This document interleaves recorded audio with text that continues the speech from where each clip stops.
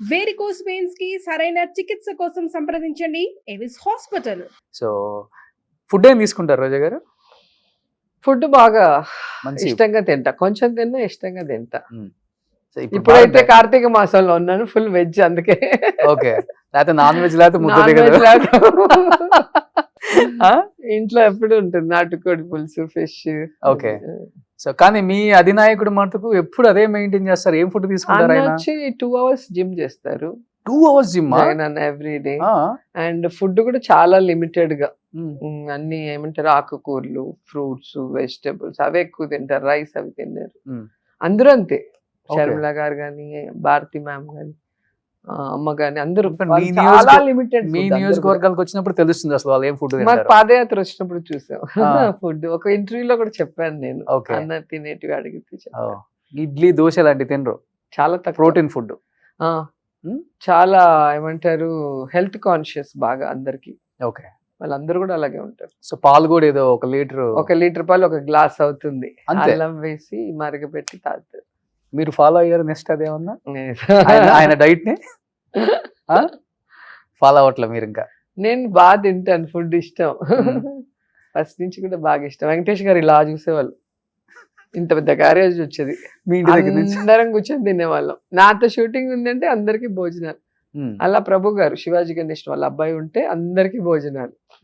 అట్లా మేము ఎంజాయ్ చేయడమే కాకుండా ఫుడ్ అందరికి పెడతాం. ఓకే. వెంకటేష్ సార్ వాళ్ళంతా కూడా లిమిటెడ్ ఫుడ్ తింటారా, వాళ్ళు మా క్యారేజ్ వస్తే ఇట్లా చూస్తారు, హీరోయిన్ ఏంటి ఇంత పెద్ద క్యారేజ్ వచ్చిందని. ఫస్ట్ డే నాకైతే ఆ ఎక్స్ప్రెషన్ ఇప్పటికీ గుర్తుండిపోయింది అసలు. ఓకే.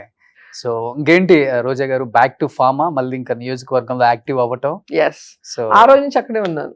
కౌంటింగ్ అవ్వగానే నేరుగా కాన్స్టిట్యున్సీకి వచ్చాను. ఒక 7 days ఉన్నాను. ఎన్ని రోజులు అయింది కోలుకోవడానికి? అదే హ్యాట్రిక్ కొడతాను అనుకున్నాను ఈసారి.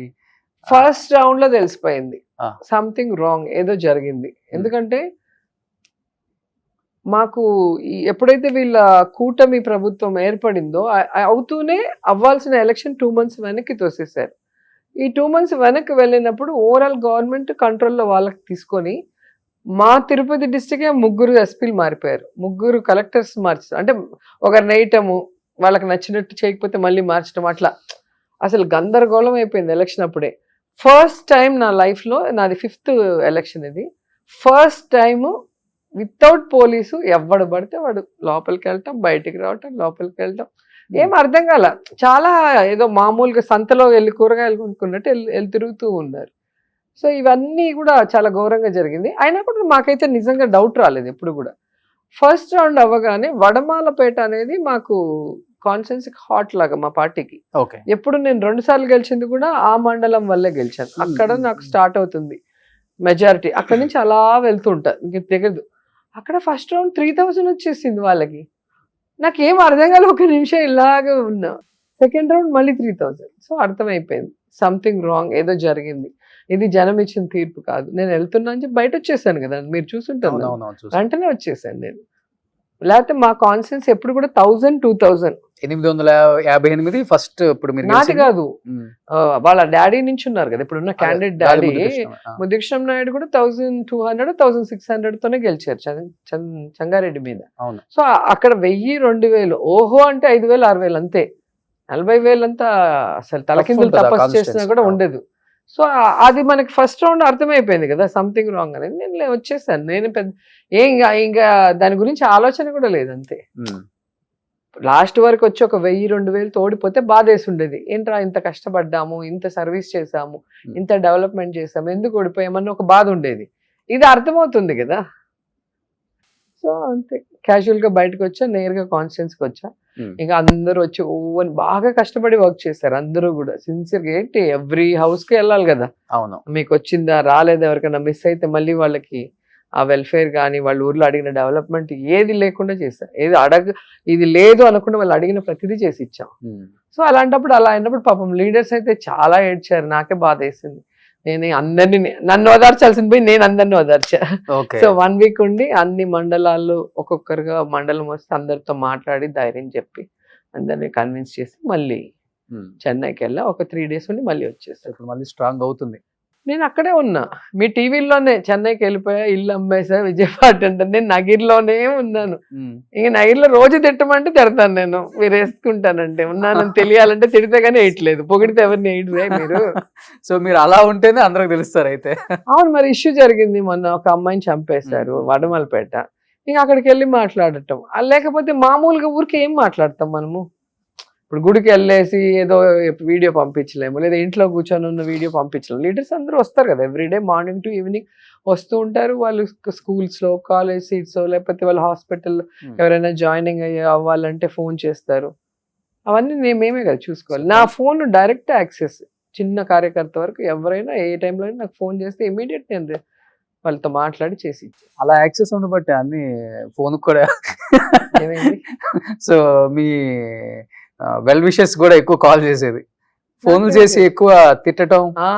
ఒకప్పుడు అంత సీన్ లేదు, బిఫోర్ పాలిటిక్స్ లో అంత సీన్ ఇవ్వదు. ఫోన్ చేసి మాట్లాడితే కాల్ చేతులు ఇచ్చేస్తాయి, ఏదంటే అది మాట్లాడితే. అట్లా తెలియదు, అంత ధైర్యం చేయరు. తమిళన్స్ హీరోయిన్ ఉన్నప్పుడు అదొక క్రేజ్ ఉంటుంది కదా, అల్లరి పిల్లలు.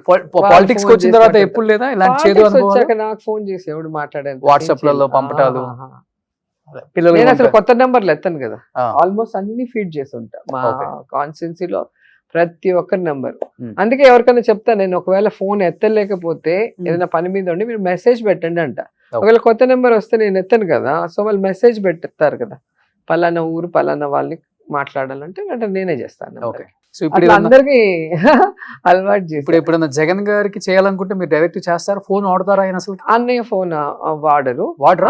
అధికారంలో ఉన్నప్పుడు కూడా ఎప్పుడు లేదు, ఏ రోజు కూడా ఫోన్ లేదు. ఆయన ఫోన్ పట్టుకోవడం ఎంతవరకు చూడలేదు. ఎవరు భారతమ్మ కూడా ఫోన్ వాడరు. వాళ్ళ కమ్యూనికేషన్ ఎలా, మన కేఎన్ఆర్ గారు ఉన్నారు కదా, వాళ్ళకి ఫోన్ చేస్తే ఏదైనా అర్జెంట్ విషయం అయితే వాళ్ళు ఇస్తారు ఫోన్. అలాగే భారతమ్మకు కూడా ఒక పిఏ ఉన్నారు, పిఏకి ఫోన్ చేసి మనం ఏం విషయం అని చెప్తే వాళ్ళు చెప్తారు, వెంటనే ఫోన్ లోకి వచ్చేస్తారు. ఇప్పుడు వాళ్ళ అమ్మగారు చేయాలనుకున్నా, ఎవరు చేయాలనుకున్నా వాళ్ళకి చేయాల్సిందే. నెంబరు ఇంట్లో వాళ్ళతోనే ఉంటారు, ఎప్పుడు కూడా పక్కనే ఉంటారు. పక్కనే ఉంటారు, వాళ్ళ దగ్గర ఉంటుంది ఫోన్. కానీ ఫోన్ లేకపోతేనే చాలా సమస్యలు పరిష్కారం దానంతటే అవుతాయి అనిపిస్తుంది ఇప్పుడు చూస్తే. ఫోన్ అందుబాటులో ఉంటే ఎక్స్పెక్టేషన్స్ ఎక్కువ అవుతాయి ఆ స్థాయిలో ఉన్న వాళ్ళకి. పక్కన వాళ్ళు అనుకో కొంచెం ఫిల్టర్ చేస్తారు కదా, ఏది మాట్లాడాలి, ఏది ఆయన చేయాల్సింది మంచి ఉంటుంది, చెడు ఉంటుంది. సో వీళ్ళు ఫిల్టర్ చేసేసి అవసరమైనది మాత్రమే వాళ్ళకి అందుబాటులోకి తీసుకొస్తే అది కరెక్ట్. ఇలాంటి ఫస్ట్ టైం చూడటం ఇలాంటి చీఫ్ మినిస్టర్ ఫోన్ వాడినాయన్ని. ఇంకొకటి రేవంత్ రెడ్డి గారు కూడా వాడర్ అని ఈ మధ్య తెలిసింది. హెల్తీగా ఉంటారు అందుకే వాళ్ళు. రేవంత్ రెడ్డి గారు కూడా వాడర్ అంట. ఆయన ఫోన్ ఉంది ఎత్తడు అంతే, ఆయనకు అవసరం ఉంటే మాట్లాడేవాళ్ళు. అప్పుడు కూడా కొడాలి నాన్న అంతే, ఆయనే ఫోన్ చేస్తేనే ఎవరన్నా ఫోన్ చేస్తే ఎత్తారా అన్న కూడా. ఓకే, సో అట్లా వాళ్ళ ఇద్దరి అలవాటు అలా ఉంటుంది. ఎక్కువ అన్నానే పిలుస్తారు మీరు నాయకుల్ని?